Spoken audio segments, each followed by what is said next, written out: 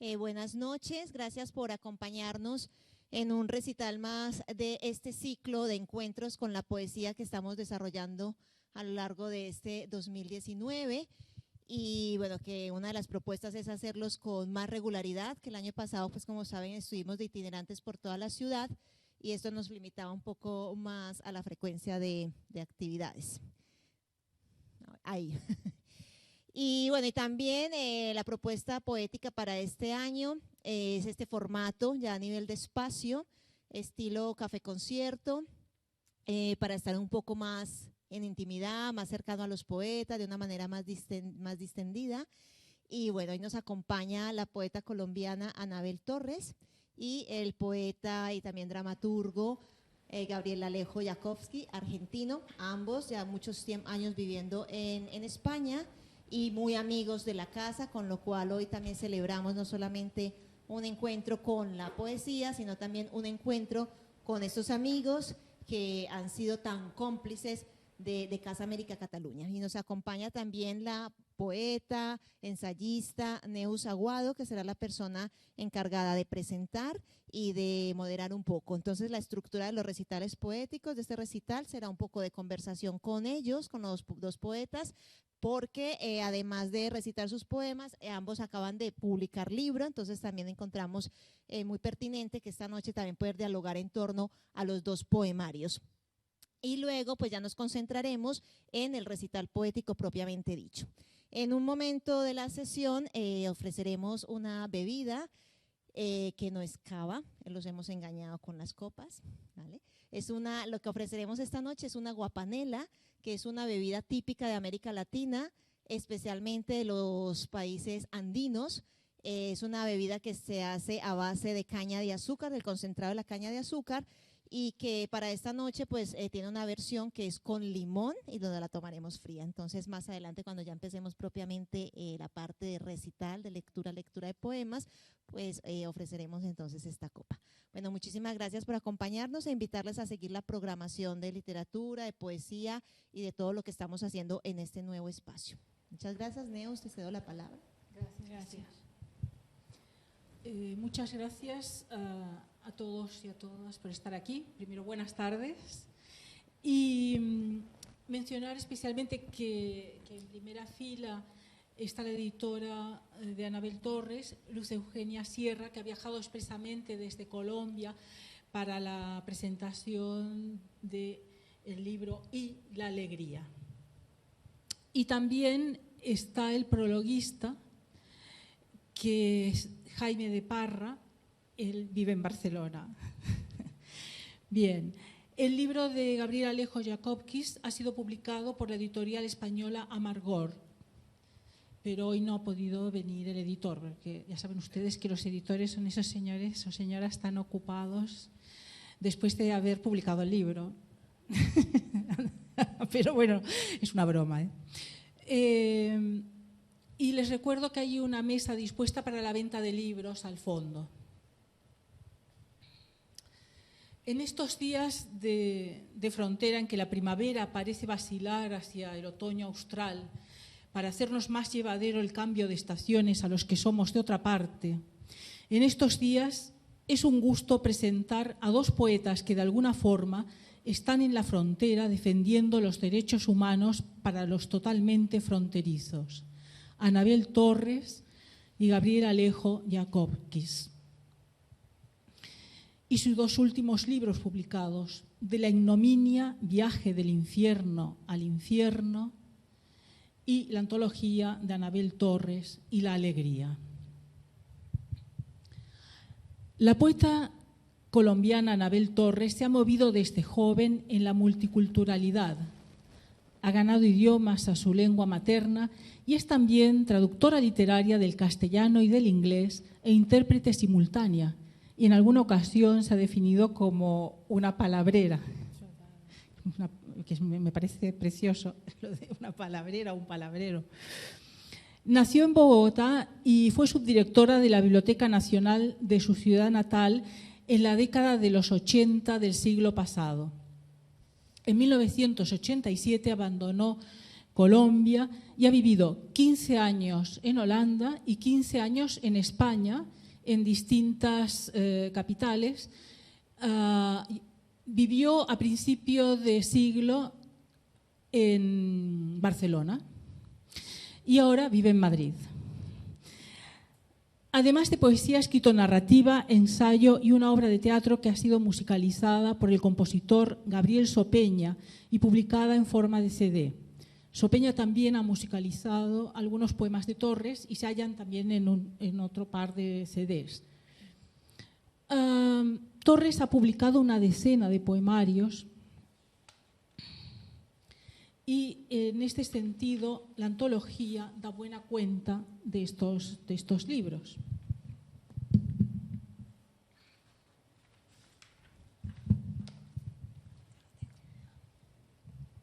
Tenemos también al poeta y dramaturgo y músico Gabriel Alejo Jakobkis, que nació en Buenos Aires y vive cerca de Barcelona, en Valdoreix, desde 1976, que ya saben, esa fecha tan terrible, de tan terrible recuerdo. La defensa de los derechos humanos lo llevó a organizar 3 ciclos de teatro por la identidad Cataluña y 6 ciclos de cortometrajes por la identidad desde la agrupación ACIM. El monólogo Alguien fue representado en el 2008 en el Teatro Cervantes de la capital argentina dentro del Encuentro de Teatro por la Identidad. Ha publicado los poemarios Del alba al ocaso, con fotografías de Héctor Sampayoni, El libro y el poeta, acompañado de un CD con los poemas y música de Kiku Samsó.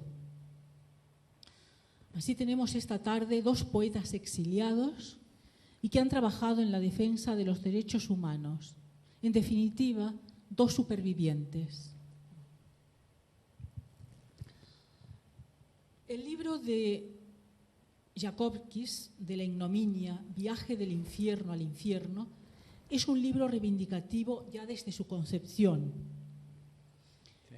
Es la denuncia de todas las muertes causadas por las guerras, las persecuciones, las hambrunas. Es un libro lunar de muertes anunciadas.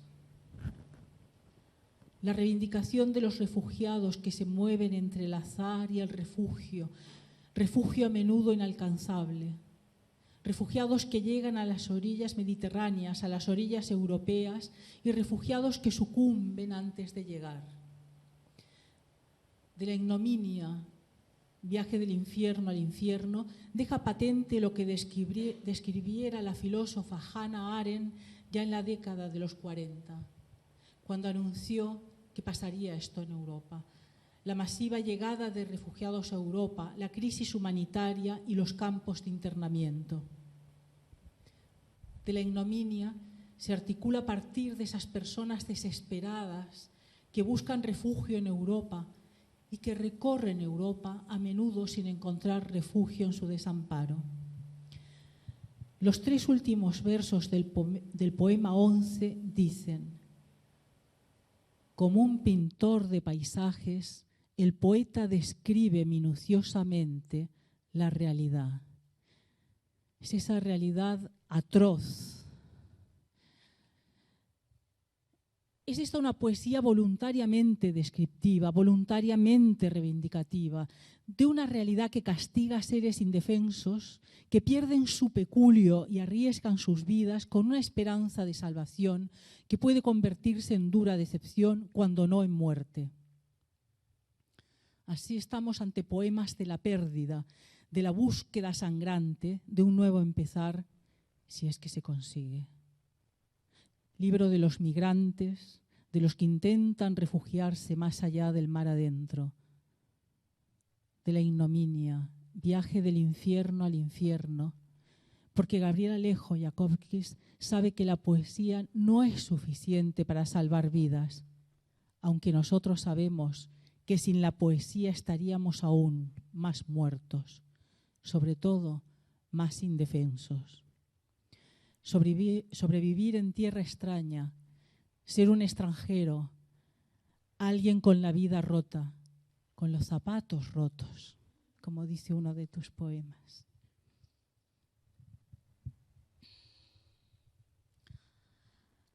Pasemos a algo menos doloroso, aunque también está el dolor en los poemas de Anabel Torres.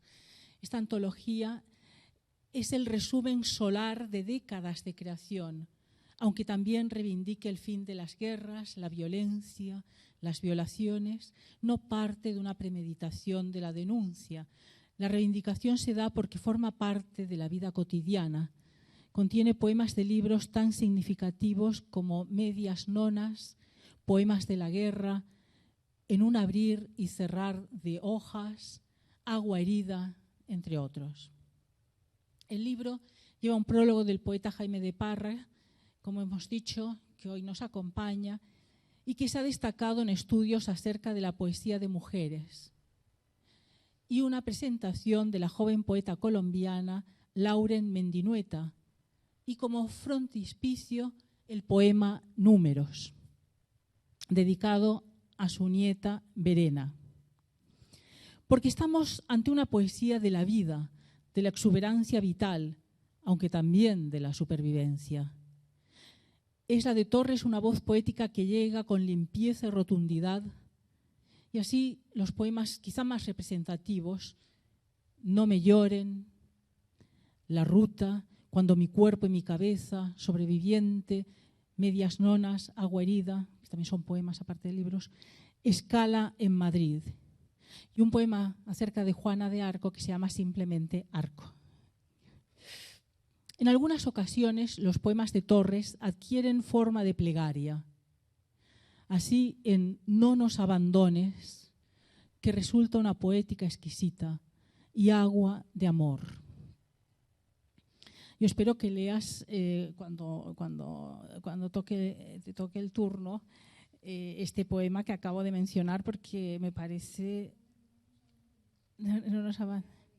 Sí, los dos, si puede ser, si lo tenías previsto, si no, no pasa nada.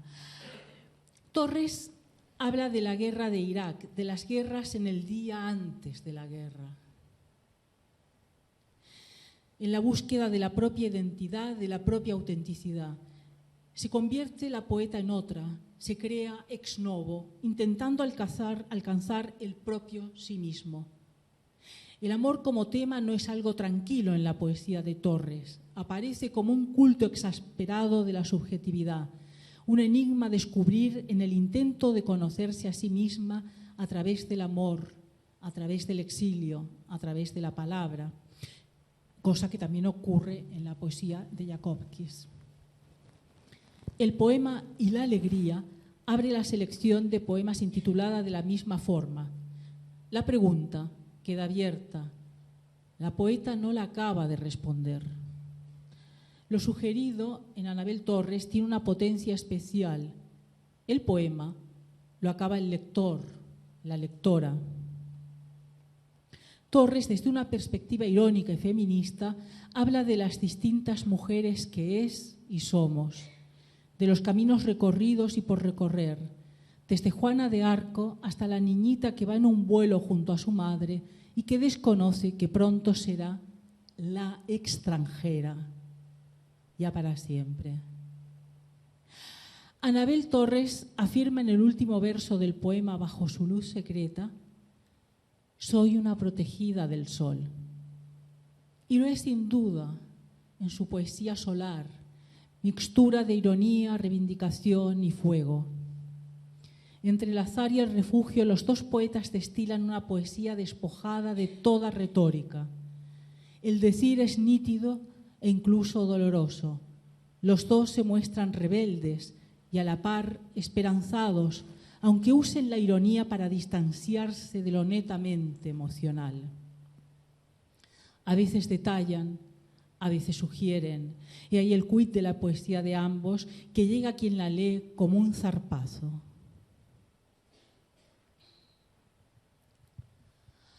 Yo os quería hacer una pregunta a cada uno sobre vuestros libros, ¿verdad?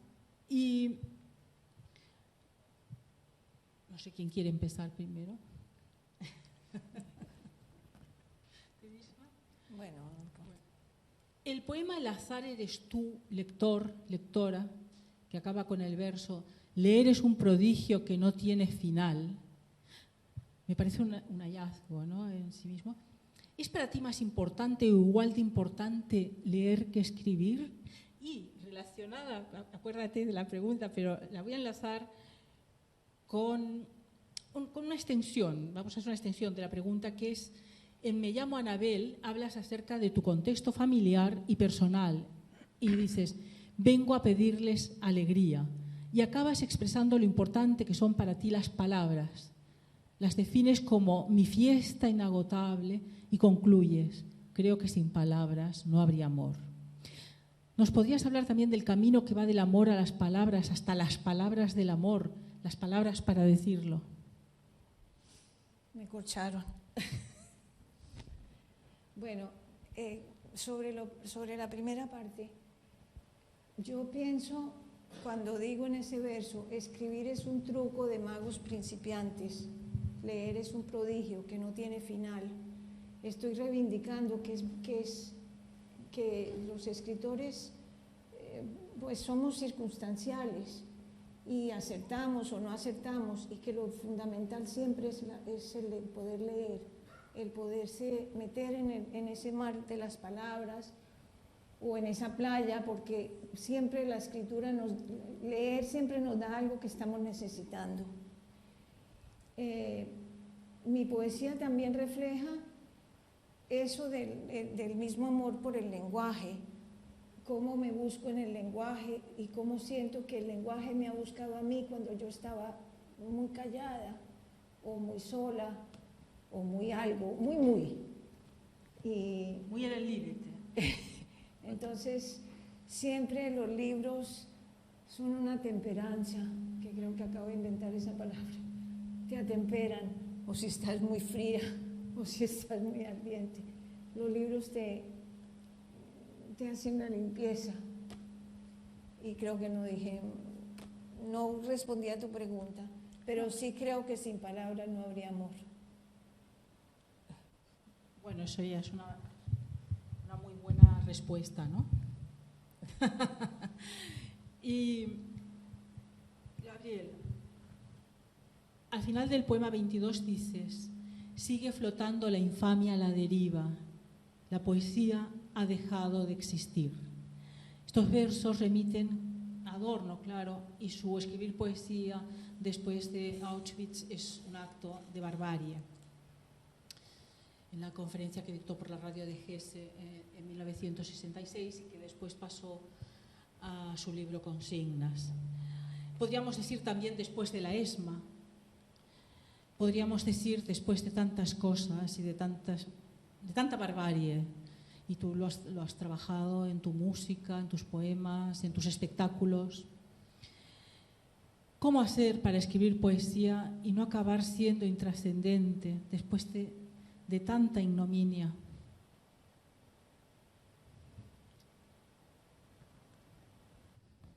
Yo creo que simplemente escribiendo. No me considero trascendente,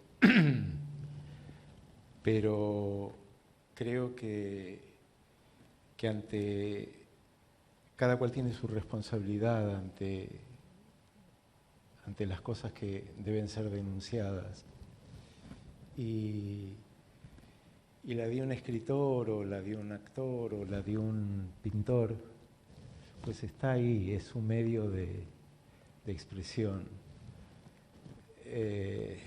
La vez pasada, hablando con un amigo, le decía que el libro intentaba ser tan tremendo como la realidad y evidentemente jamás iba a lograr yo nunca hacer nada tan tremendo como la realidad. Pero es morir en el intento. Claro, la realidad es siempre mucho más terrible. Esto pasa, esto es así, ¿no? Yo no sé por qué la gente se va a ver películas distópicas cuando la distopía ya la tenemos en casa, ¿no? Sí. Y dime, esta distopía que tú has tratado expresamente en este libro, Te ha tocado muy a fondo, supongo. Sí, como exiliado creo que cualquier exilio nos toca, es el mismo exilio. De todas formas, si comparo mi exilio con el exilio de la gente que huye, sobre todo de Siria en este momento, o de distintas zonas de África, mi exilio fue sumamente privilegiado. Y es algo que aún así mi exilio no se lo deseo a nadie. Por supuesto. Pero yo crucé en un barco en camarote. Con eso lo digo todo.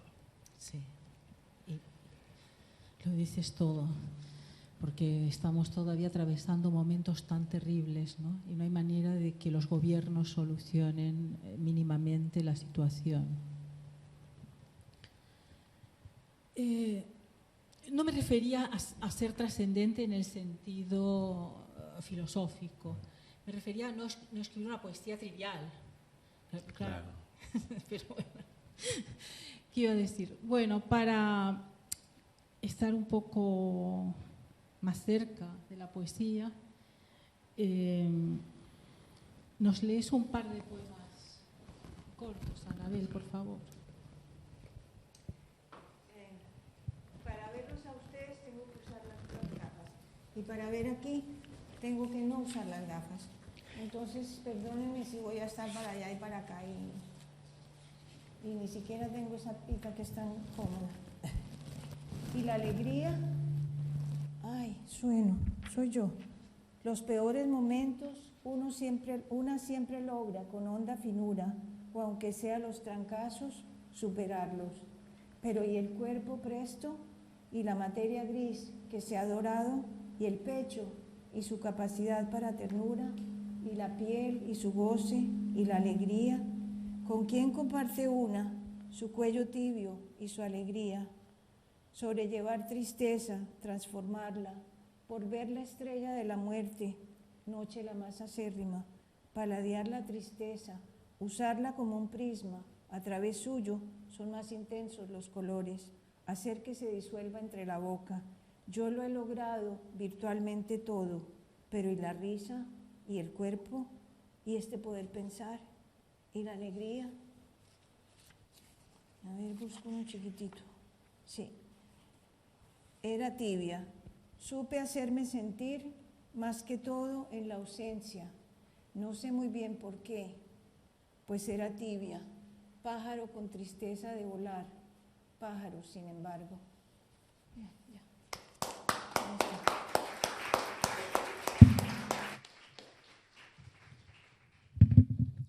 Gabriel, ¿puedes leernos, por favor, Sí, un par de poemas?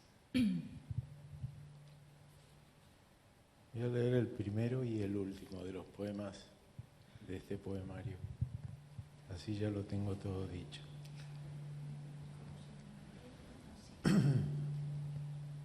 No hay poetas en las playas y no existe el mar que fuera morada de sus versos. Es ahora el rastro de un mal sueño, solo huesos, sal, inservibles restos que se aferran a la nada.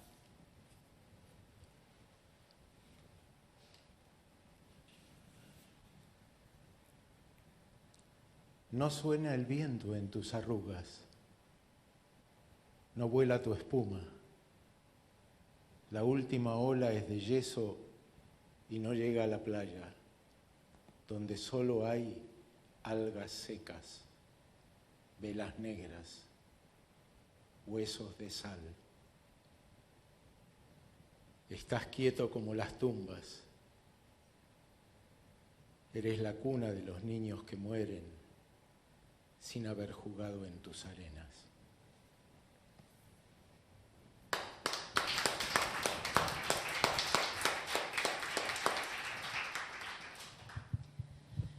Bien, pues para luego continuar con nuevos bríos, van a servir ahora una una guapanela, que es una bebida de algunos países latinoamericanos y que espero que les guste, como han anunciado antes, que es cortesía de Casa América.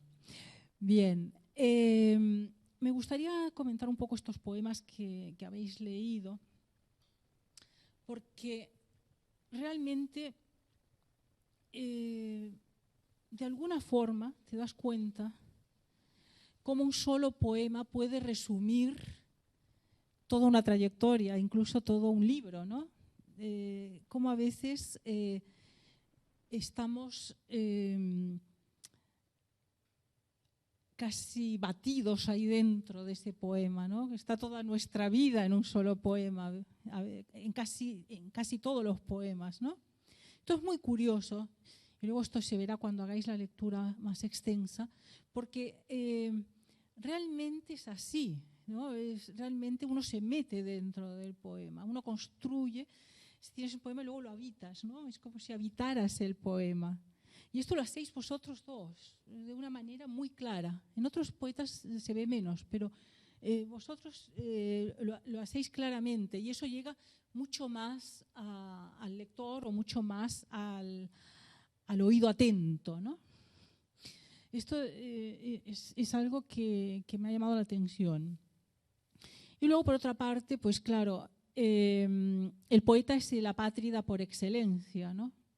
Sabemos que solo a través del lenguaje, tú hablabas del lenguaje, pues somos un poco capaces de reconocernos, ¿no? Tú decías, bueno, sin la palabra, claro, sin la palabra no habría poesía escrita, seguiría siendo oral, pero la palabra oral también es palabra, entonces sería imposible. Así que a mí me gusta la extranjería de los discursos poéticos que cuestionan lo políticamente correcto, está absolutamente arraigado en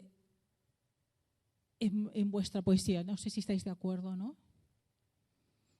O si, pero bueno, es una cosa como que he visto, ¿no? Es como un refugiar la propia vida en la poesía. O usar, sí, ¿no? Sería algo así. No, dime. Sí, creo que sí.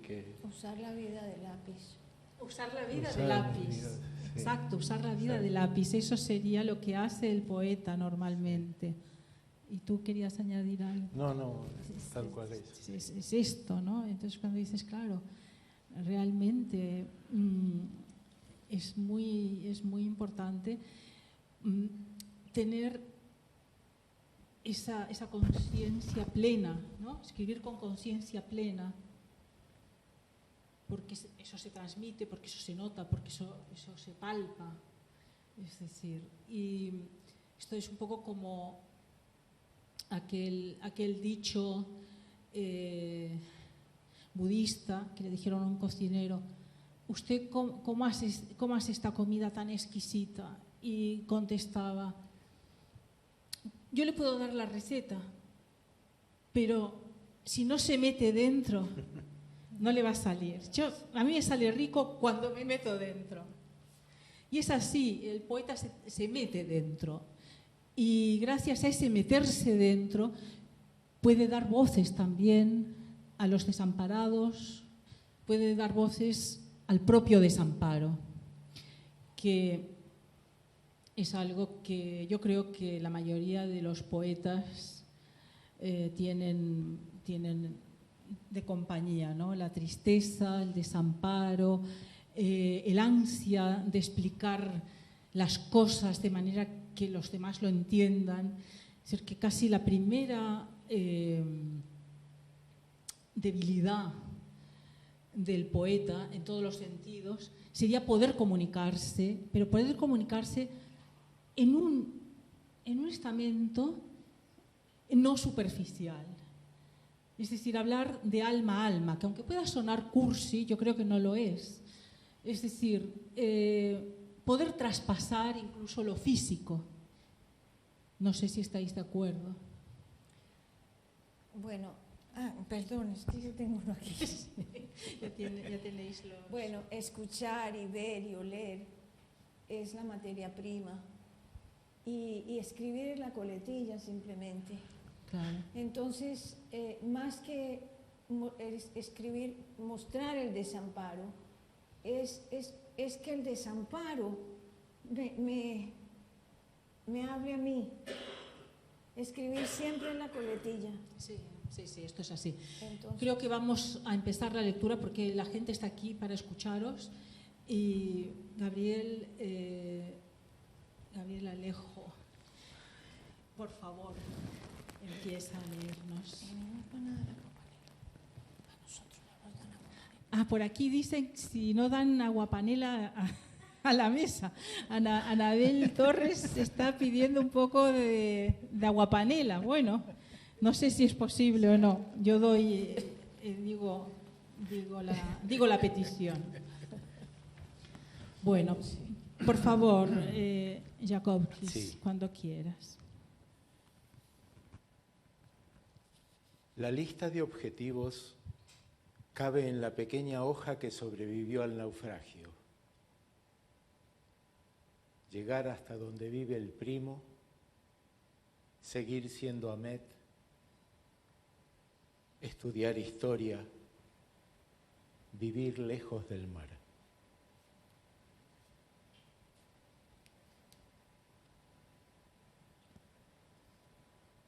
Si algún día llega, tendrá que volver a aprender a jugar,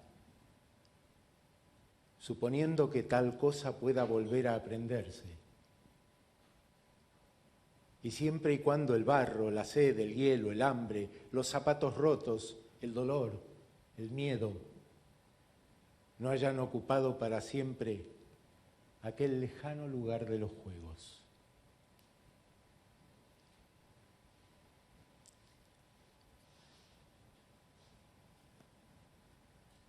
La inquietud del vaso seco es un monstruo que aplasta juegos, charlas, carreras, incluso al hambre.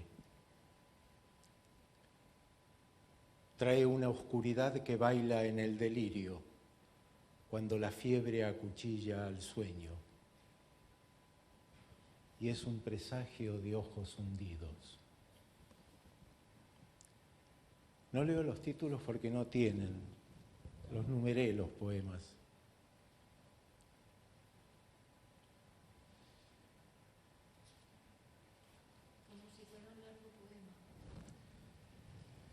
Sí, la verdad es que no sé, porque soy bastante malo poniendo títulos a los poemas y entonces quise.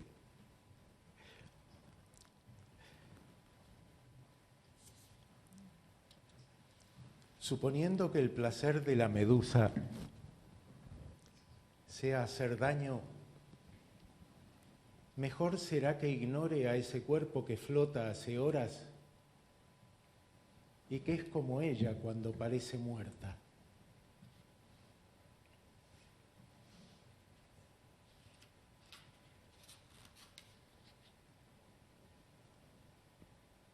En la orilla del mar el niño juega con su pato de goma. Lo monta, lo cabalga y el pato avanza indiferente a la vital función de mantener a su pequeño jinete flotando. La madre vigila la escena desde la arena suave, mientras el pato mira a ese otro niño que flota ya sin necesidad de que nadie cuide de él.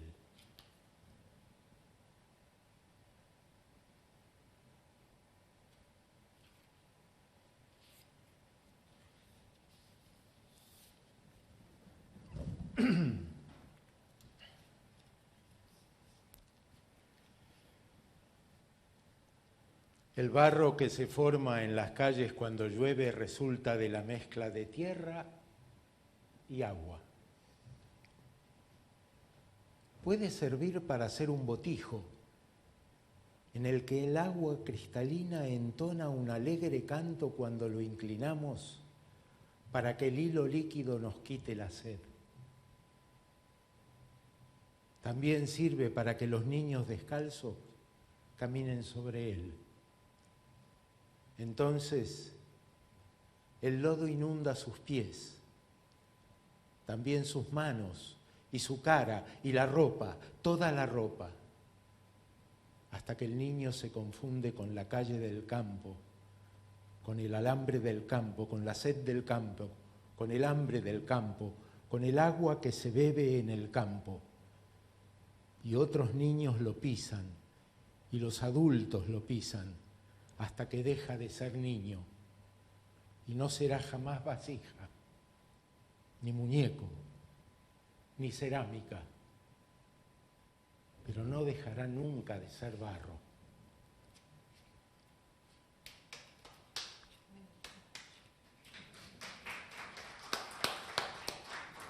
Gracias. En el aula blanca la voz de la maestra con dulzura recita el refrán. A golpe de mar, pecho sereno. Dos alumnos cruzan sus miradas, todavía con reflejos del horror. Pecho sereno, casi una humorada.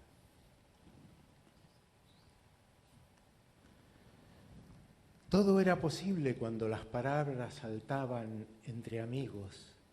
Los poemas nacían en tardes tranquilas. Las patrias no habitaban detrás de las banderas. Las ruinas intactas guardaban sabios y humeaba el café en casa de los abuelos. Todo era posible cuando las nubes pasaban veloces. Nunca hacía barro la lluvia y en el mar sobrevivían los soles y las lunas. Hoy las horas se suceden mientras mira crecer a un hijo sin madre, que tal vez, si no muere, aprenda a leer.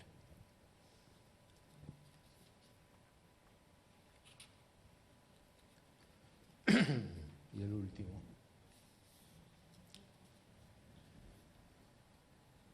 Olvídese del whisky, del jamón, de las ostras y el caviar, pero sobre todo coma sin sal.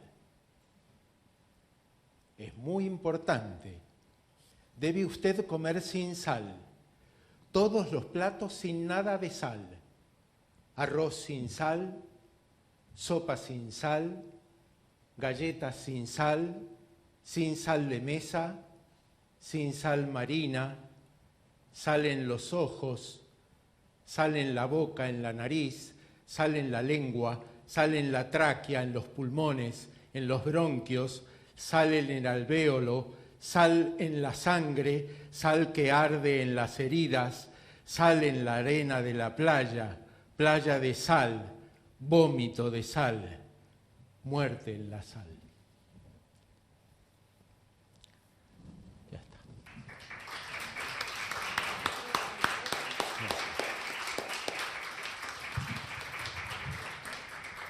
Si quieres, puedes leer algún otro poema de otros libros, si quieres.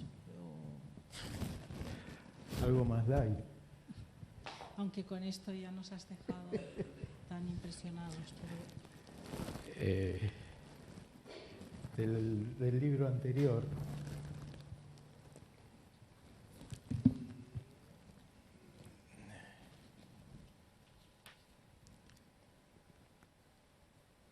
Poema corto que se llama Mis ojos te hacen.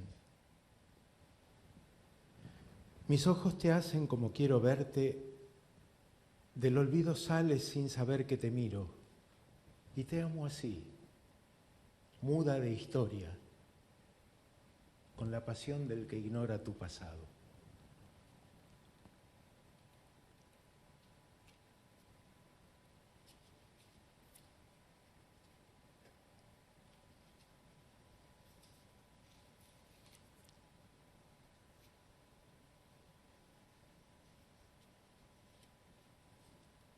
Este es un poema que se llama Hoy dejé una luz en la penumbra, que es, digamos, un ensayo de soneto.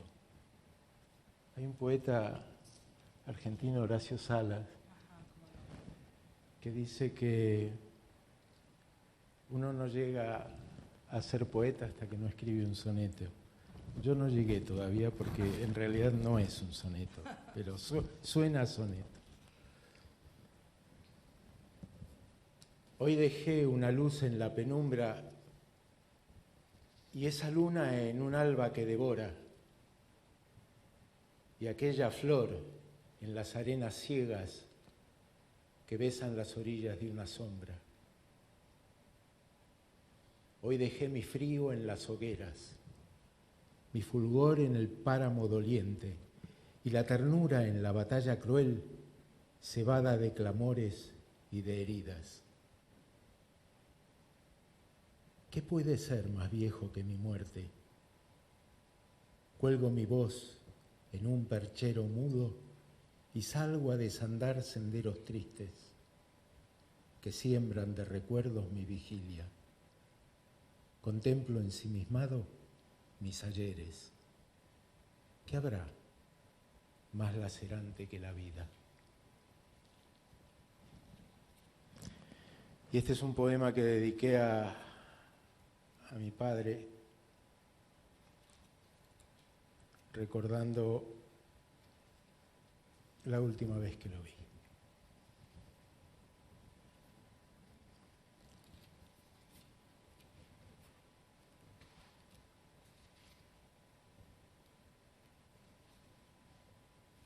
La mano de mi padre.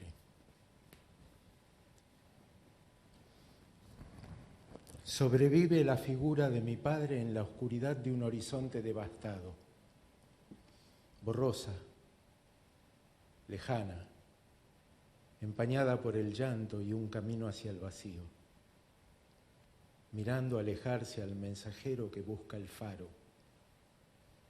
Recuerdo su figura triste, ahogada la alegría en la vuelta imposible.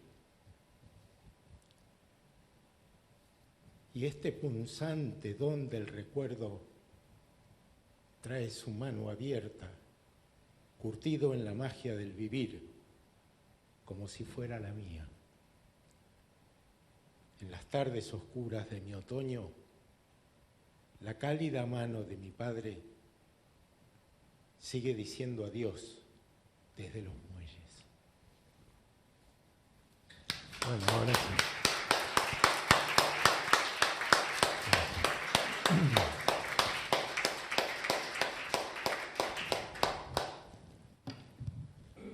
Muchas gracias, muchas gracias. A continuación, te toca leer a ti, Anabel, por favor. Bueno, espera. No, estés. No, es que tengo una hojita ahí. Tienes la chuleta. La chuleta. A ver, voy a ver si estoy poco acostumbrada a esta cosa. Siento que me dicen si no se oye y presto ese otro micrófono. Ah, sí, bueno, si prefieres, no sé si se acoplará o no. ¿Se puede? No, sería apagar este. ¿Se puede? Bueno, no importa. Bueno, vengo esta noche con una bolsa nueva, gratitud plena, ante la incapacidad de poderle repartir unos paquetitos de risa como sorpresa para piñata. En este celebrar de esta alegría me quedan las palabras. Agradezco en primer lugar a la vida por estar aquí. Agradezco al destino porque al quitarme la visión de un ojo, como el hada maligna no invitada al bautizo de una niñita que nació despierta, me ha dejado ileso el otro para desmentir ese absurdo refrán: en tierra de ciegos el tuerto es rey. El tuerto no es rey por tuerto, sino porque ve. Sigo siendo vidente, sin recurrir a sesiones de espiritismo ni a ouijas. Agradezco a la alegría, porque me ha permitido alcanzar los 70 años un poco averiada con relación a mi envoltura original, pero entera. Ayer nomás estuve riendo y bailando. Y a Luz Eugenia Sierra, porque se empecinó en sacar esta antología para celebrar tus 70. Luz Eugenia, con su editorial Letra a Letra, que lleva 12 años publicando solo poesía en un país difícil para las palabras. Agradezco a mis hermosas amistades, cómplices míos y de mis palabras, Cristina, Jaime, Carmen, Sergio, Isadora, Alejandra, y en esta ocasión Casa América, con esa ausencia que sigue rondando todas nuestras almas, la de Tony Travería. No por desaparecido, menos presente, su amabilidad, su atención y su cariño. Agradezco ser mamá, abuela, ciudadana, una viuda del amor, con recuerdos muy gratos, palabrera y también un poco traste, un poco rara, raro privilegio. Ahora les leeré unos poemas entreverados. Me alegra tenerlos aquí y aprovecho la plataforma para pararme en ella como si fuera un cajón de madera en un parque de domingo. No olviden hacerse esa pregunta en sus vidas cotidianas. ¿Y la alegría? Bueno, voy a...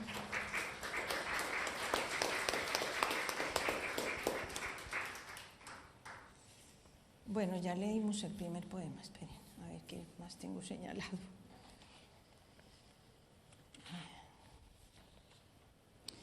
Bueno, pues tenía señalado sobreviviente, que le gustó a Neos. Sobreviviente, no tengo respuestas, ninguna sobreviviente las tiene. Llegamos al hospital demasiado doloridos, demasiado embolatadas y rotos, sin nada más que el amor que puedan darnos las manos de extraños para recibirnos. Ay, espera un minuto. Espera, porque tengo que calcular. Ah, no te preocupes, ya te lo veo. Bueno, a ver, tú querías... Voy a leer un poco de No nos abandones. Poesía, hada vigía de la soledad, mi espaciosa, ángel de mejilla azul, ruega por nosotros, quienes necesitamos de tu voz y tu aliento. Brota en la grieta más seca de cada jornada, envuélvenos adormilados en el acantilado de cada despertar y en cada muerte nocturna. Consérvanos el humor y el pelo limpios, los dientes sanos, el cuerpo perfecto, para que pueda bailar, gozar y solazarse en ti. No nos abandones a los corredores de los hospitales, sin que tu toca blanca se incline sobre nosotros como una sonrisa. No nos desampares a las oscuras paredes de la vida, sin que el gorrión de tu voz nos picotee de luz desde los balcones, siempre soleados, de tu casa. Ayúdame a tropezar y caer y a no renegar tanto de los huecos, porque sin ellos no atravesaría hasta la luz, hasta llegar a ti. Haz que el amor no yazga oculto entre mis ojos.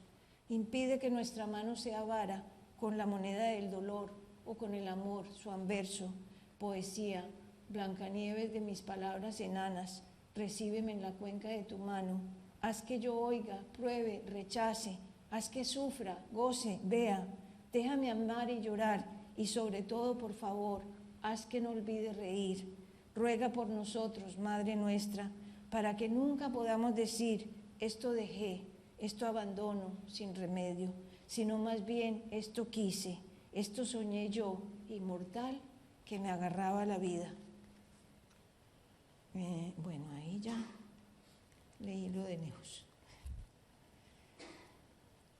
Juana de Arco ardió en la hoguera por escuchar y repetir voces y por vestir como un hombre para impedir que los soldados en torno suyo la violaran. Si se hubiera quedado callada, habría quizás alcanzado la venerable edad de los 40 y habría parido hijas e hijos. Si tan solo hubiera vestido con más discreción, no habría entonces encabezado la batalla para liberar a Francia, ni habría hecho la guerra. Más bien, a ella le habrían hecho el amor. Pero es esta la tragedia que Juana de Arco fuera llamada a perpetuar.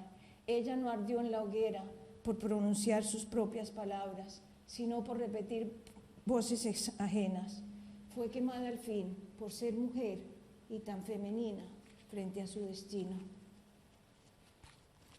A ver, esperen que es que...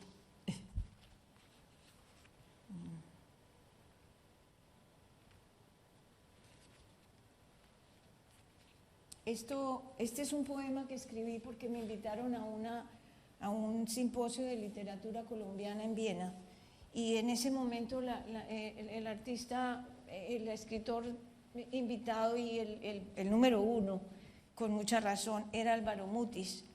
Entonces la inauguración fue en el salón plenario, en un salón de Naciones Unidas. Y ahí ya, esta es la Polaroid que yo tomé ese día. Al cerrar el milenio, los 6 enanitos siguen siendo mayoría.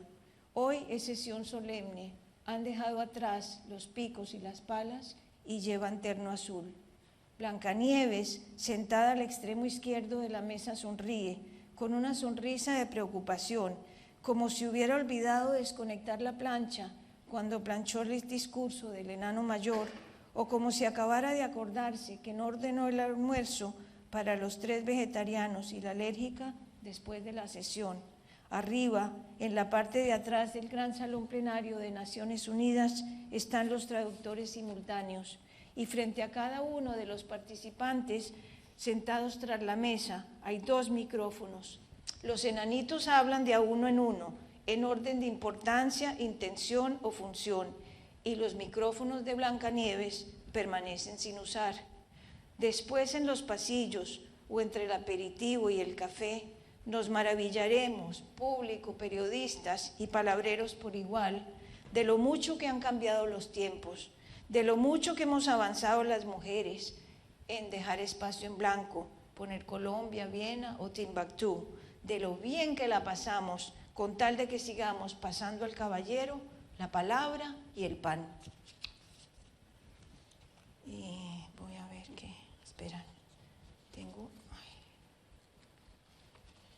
estoy buscando uno que me interesa. Esto es para Colombia. Cada vez que dispara una metralla, nace un niño, una niña en otra calle.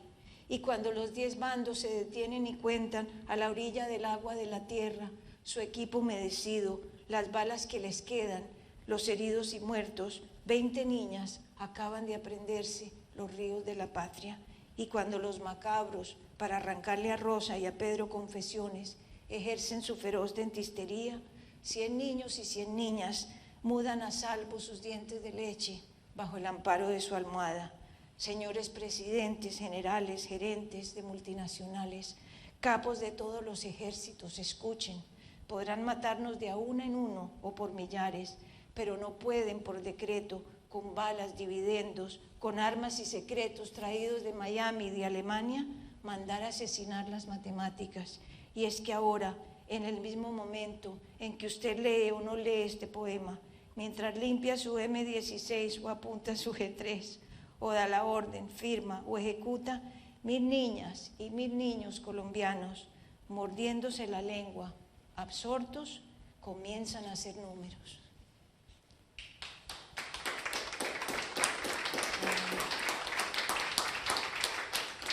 Este poema se lo dedico a Luz Eugenia porque a ella le gusta. Se llama Armario. Otra lectura de poemas. Abro el armario. Hay poemas doblados con cuidado, arrugados o en ovillo. Hay poemas colgados. ¿Qué poemas me pongo? ¿Hará calor o frío? ¿Cómo será el público? ¿De qué nacionalidades? ¿Pagarán para entrar? ¿O serán estudiantes y los lleva obligados el liceo? ¿Llevo mi pensamiento o lo que siento? ¿O al diablo con todo lo demás? ¿Me llevaré tan solo los sentidos? O quizás voy a hacer esta lectura tomando el riesgo más grande de todos, irme desnuda y decidir sobre el escenario qué poemas me pongo. Bueno, voy a leer un par más. Temer a un hombre. Después de ser compinches en una conferencia de 3 días, me cuentas atropelladamente, ya para despedirnos, mientras esperas el taxi a la estación, que tu marido es de un genio tremendo. Nunca nos ha levantado la mano. Te apresuras a responder a la pregunta que ves saltar a mis ojos. Tamaño botones de abrigo de invierno, chatos, grandes, marrones. Crecen tus ojos a talla platillos al preguntarte si él no estaría dispuesto a hacer terapia para aprender a manejar sus furias. Luego te veo partir de vuelta a Londres, hacerte pequeñita, arrastrando la cámara, el ordenador, la maleta del fin de semana, los libros que compramos juntas, husmeando por las librerías de Cambridge, los dulces para tus hijos y esa tula gris de tu miedo que el taxista lanza de última al maletero. Voy a leer un poema de este libro que escribí en Cataluña. Este libro lo escribí todo en Cataluña. Y este poema específico lo escribí cuando estábamos en las manifestaciones contra la guerra de Irak, que con eso y con lo de las Torres Gemelas como que ya estamos viviendo en otro mundo. Cadena humana entrecruza manifestación. Padres, hijos, nietas, primas, un bisnieto entrecruzan la Plaza Cataluña para abandonar el acto antes del fin, tejiendo una cadena con las manos. Las dos viejas tías ya no pueden de los pies, ambas van de tacones porque la familia saldrá luego a comer. El último de la cadena, el bisabuelo, arrastra los pies, tarareando una vieja sardana, escuchada tantas veces, hace tantos años, en la radio pirenaica. Lleva también una turembla guerra sobre el pecho. ¿Cómo me reconforta ver pasar esta cadena humana? Y creo que, a ver, y ahora voy a leer. Más allá de pequeñas cámaras, esta se la dedico a Patricia Caicedo, no sé si está aquí o no, y bueno, eso no importa. Ah, bueno, pues te dedico este poema. Ahora me dices quién eres, que no te veo sin gafas. Más allá de un altar donde brilla el otro cuerpo que uso bajo el mío, guiada por una voz viva que yace al final de la hondura del pasillo, cruzo con una vela encendida, más allá de pequeñas cámaras. Vengo a desenredar mi madeja de hilos entre la oscuridad, como la voz entonada de una antigua lid, ha sido un corazón lo aquí habitado. Y yo creo, mi testamento. Testamento. No acerté y tampoco estaba equivocada. Fui lo único que pude ser, dadas mis dichas y limitaciones. Y para concluir, voy a leer Escala en Madrid. Acurrucada en el suelo del autobús que nos conduce a la Terminal 3, una niña muy pequeña se aferra a las rodillas de su madre. Su mamá está de pie, mirando por el cristal, de cara a la puerta, a punto de comenzar este lío sin terminar, de convertirse en extranjera. Muchas gracias.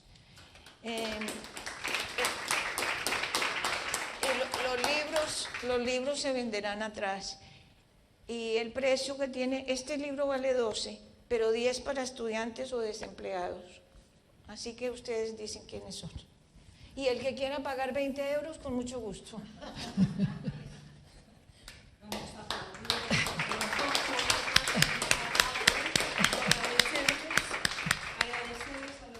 De esta tarde, esta lectura tan especial, que ha resultado tan especial y tan conmovedora. Muchísimas gracias. Y bien, vamos a dar paso a... Ay, cuidado. No pasa nada. A las preguntas, luego lo buscamos. ¿Dónde? No, que no nos hagamos daño ahora. Estaba allá.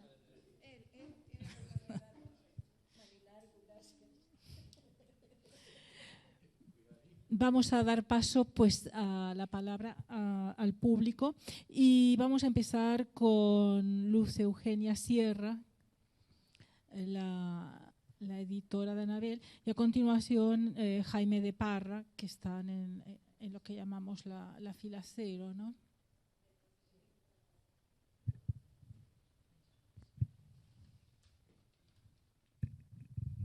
Buenas noches. Me siento muy feliz de estar en Barcelona y especialmente en Casa América, Cataluña. Para Letra a Letra, es un ejercicio grato publicar la obra de escritores contemporáneos que interpelan con sus versos a la sociedad, a las instituciones, al rol de la familia y también a la propia identidad, como lo hace Anabel Torres. Ella usa el humor como una llave que accede a otros espacios donde se despoja de trajes solemnes y habla con una ironía que distingue a toda su generación. En Anabel es muy aguzada esta condición, que se traduce en el título de sus poemas y de la mayoría de sus libros, Casi Poesía, el título de su primer libro de la Universidad de Nariño en 1974 y que 9 años después reimprime la Universidad de Antioquia. La mujer del esquimal, Las bocas del amor, poemas, Medias nonas, poemas de la guerra, publicado aquí en Barcelona en el año 2000. En un abrir y cerrar de hojas, Wounded Water, mi pronunciación es así, Agua herida, y Human Wounds y otros poemas, publicado en el 2010. Un poeta de su generación, Juan Gustavo Cobo Borda, se refiere a la irrupción de esta entonces joven escritora. Dice, en 1975, la renovación creativa seguía teniendo por sede a Medellín. Anabel Torres publicaba allí su primer libro, Casi Poesía, que le devolvía a esta la capacidad de la osadía. El amor cruza impávido mi cielo, ustedes no conocen sino nubes. Con ojos de sola se negaba a creer los boabats. Estaba viva y una feroz alegría impregnaba sus textos. Ella, en clase de literatura, veía volar los poemas y los dejaba irse, sabiendo que todo no vale un beso. Flexibles y dotados de una conmovedora sabiduría, a través de ellos, una mujer joven hablaba de sí misma, profundamente convencida de su íntima verdad. No permitía que le alterasen la más mínima sílaba. Aunque en ocasiones balbuceara, incapaz de expresarse, lo que decía era cierto, lo que callaba también. Otro rasgo que destaca Luis Germán Sierra al reseñar otro libro suyo es la vocación de soledad de alguien que ha caminado con rumbo a su libertad. Las palabras en Medias nonas tienen un sensible eco de soledad. He dicho que un cálido sol amoroso baña estas páginas. Ahora digo que ese amor no está exento de soledad, la que le corresponde a su estatura. Ella aparece como una presencia tenue, no disimulada, sino sutil. Esta poesía, no cabe duda, se complace largamente en su gusto por la imagen, desde muy breves descripciones de una sola puntada que nos entregan la ruptura de un amor. Lo único que vio, el dolor, fue su camisa amarilla que se alejaba. Este libro, que en muchas ocasiones es un grito, un reclamo, una increpación, pero sin renunciar jamás a la dignidad que el silencio confiere a la poesía. El silencio que hace sombra a la palabra y la esclarece, la limpia de las polillas de la retórica. Medias nonas es un paseo lento por muchos lugares, por muchos rostros, por las historias nunca repetidas de la larga experiencia de un poeta en su madura soledad. Quería hacer un pequeño inciso porque es que tiene que intervenir mucha gente. Muy bien. Si acaso luego volvemos y seguimos, si da tiempo. Gracias por la ¿Alguna otra, si hay una pregunta o comentario de alguien más? No sé si Jaime, tú querías comentar algo. Bueno, con que ya hemos hablado un poco de Anabel, a mí también me ha llamado, yo he hecho el prólogo de Anabel y lo que digo está aquí, también la tengo en alguna antología, pero también quería llamar la atención para que no quede descompensada la cosa sobre el poeta. Ahora estaba mirando los 2 libros que leíais cada uno con unas manchas rojas y azules y los 2 estabais tocando el tema de la muerte, uno en argentino y otro en colombiano. Y entonces pensaba, ¿verdad que la poesía, cuando la lees más tarde, va cambiando? Para ti la pregunta. Sí, creo que sí. ¿Cambia la poesía? Creo que sí, que cambia la poesía y además, en mi modesta opinión, una vez que uno la escribió, pasa a ser dueño del lector de ella. Y entonces cambia tantas veces como lectores hay. Bueno, hay algunos que tenemos pocos lectores, tampoco cambia tanto. Contigo. También me ha llamado la atención que, ¿no? Que eres muy comedido en las palabras y el discurso. Haces poemas breves, muchos de ellos, ¿no? con cierto toque de sabiduría, saliéndote un poco de la tradición. Me ha llamado la atención porque los argentinos escriben mucho, tenéis un discurso largo, pero el tuyo me ha parecido como muy entrecortado. No sé si sigues alguna línea especial. Me parece más importante la goma de borrar que el lápiz en la poesía.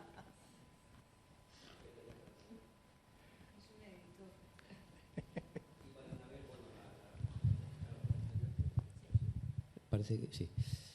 Pues Anabel siempre me ha hecho la misma pregunta. Tú eres una persona que tienes más que ironía, humor, y una preocupación por la justicia, pero me ha llamado muchísimo la atención que en este libro tuyo, que es una antología, te preguntes ¿y la alegría? Entonces yo me he dado una respuesta, creo que equivocada. La alegría es lo que dejamos para después. ¿Tú qué dices? Ay, espero que mi poesía no sea así de aburrida. Me he quedado... No, es que yo no sé tejer, pero yo sé que cuando hacen los gobelinos tienen todos los hilos ahí, tienen que estar cogiendo del uno y del otro y trabando las cosas. Y yo creo que la vida también es así. La vida también es así. Tenemos que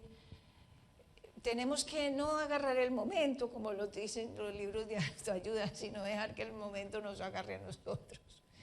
Y de la manera como nos agarre, pues ahí ya o corcovear o saborear, o decir, no, esta página no me gustó, me salto a otra.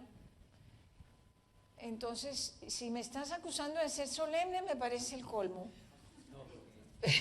No es tu estilo la solemnidad. No, pero creo que las palabras siempre...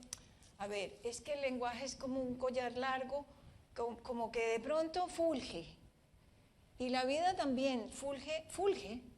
Puede estar sombría, puede estar, ay, hombre, me va a quedar ciega, se murió Julanito, todas las cosas horribles que nos tocan.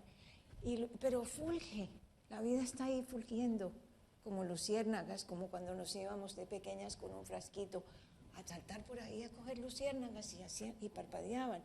Nunca ese parpadeo, ese fulgir, eso es la poesía.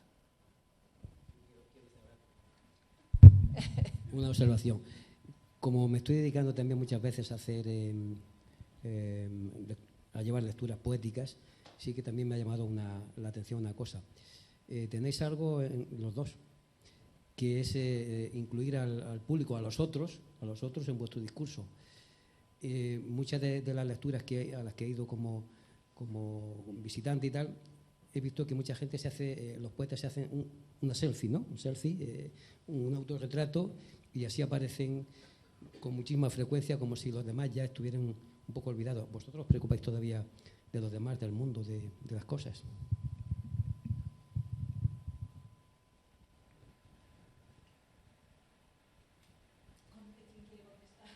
¿O no hay respuesta? Sí. Bueno, No sé, ¿quieres contestar? Di tú algo.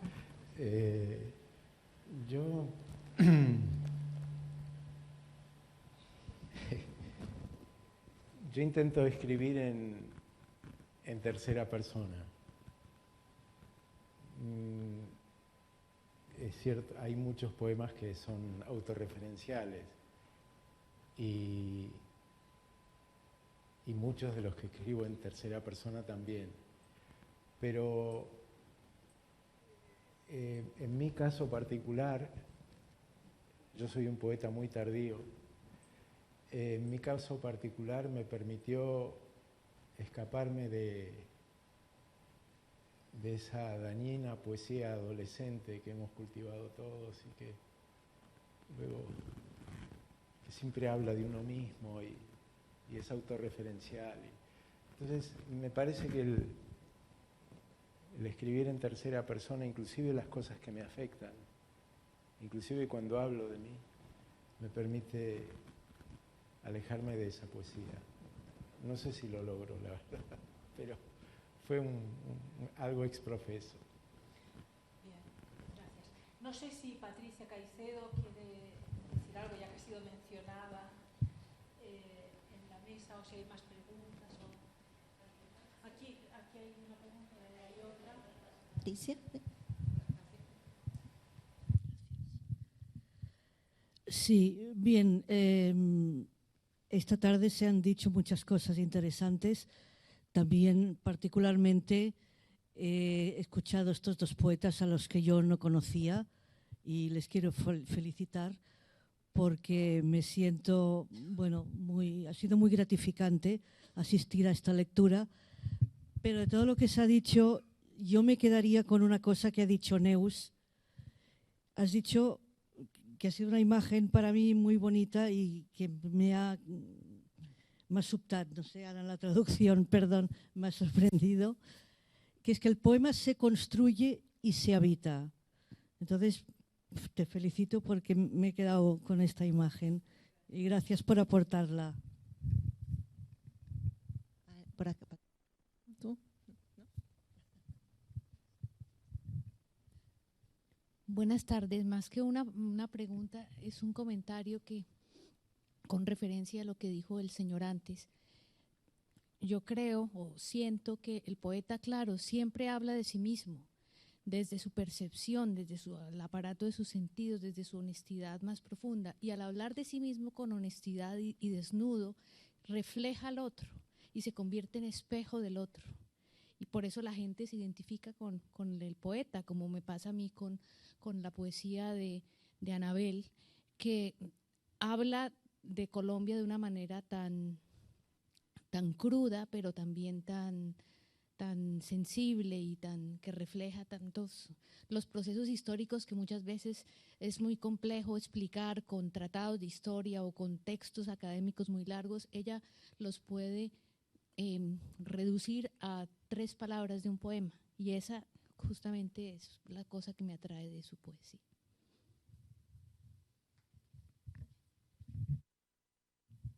Bueno, creo que no hay más, ¿no? Comentarios. Sí, por acá.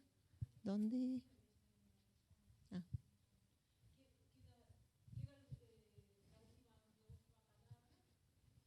Para ti, no para.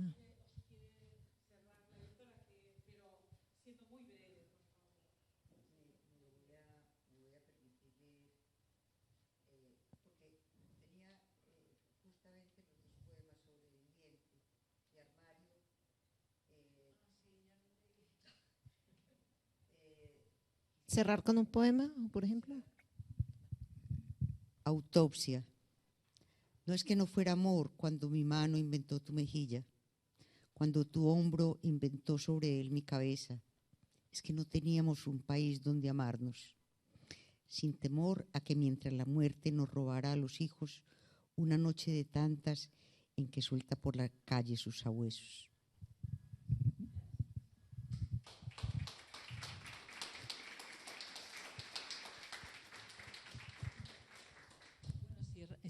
Muchísimas gracias por estar aquí y muchísimas gracias a los poetas y a Casa América, por supuesto. Cristina, si quieres cerrar tú el acto, por favor. Eso, simplemente agradecerles estos espacios de poesía que, como decía al principio, venimos desarrollando e invitarles a seguir explorando la obra de Gabriel, de Anabel y a todos esos poetas latinoamericanos. Lo que buscamos precisamente meternos en esos entresijos, en distintas sensibilidades, en distintas preocupaciones, en distintas también propuestas estéticas. Eso es, pues, estos ciclos de poesía. Muchas gracias por acompañarnos y les esperamos en el próximo. Y a Neus, muchísimas gracias. Sí, estarán atrás los 2 poetas, quien quiera aprovechar que no siempre se tiene al autor para que nos pueda dedicar y firmar el libro, pues entonces en la mesa de atrás van a estar Gabriel y Anabel, haciéndoles las dedicatorias respectivas. Muchas gracias.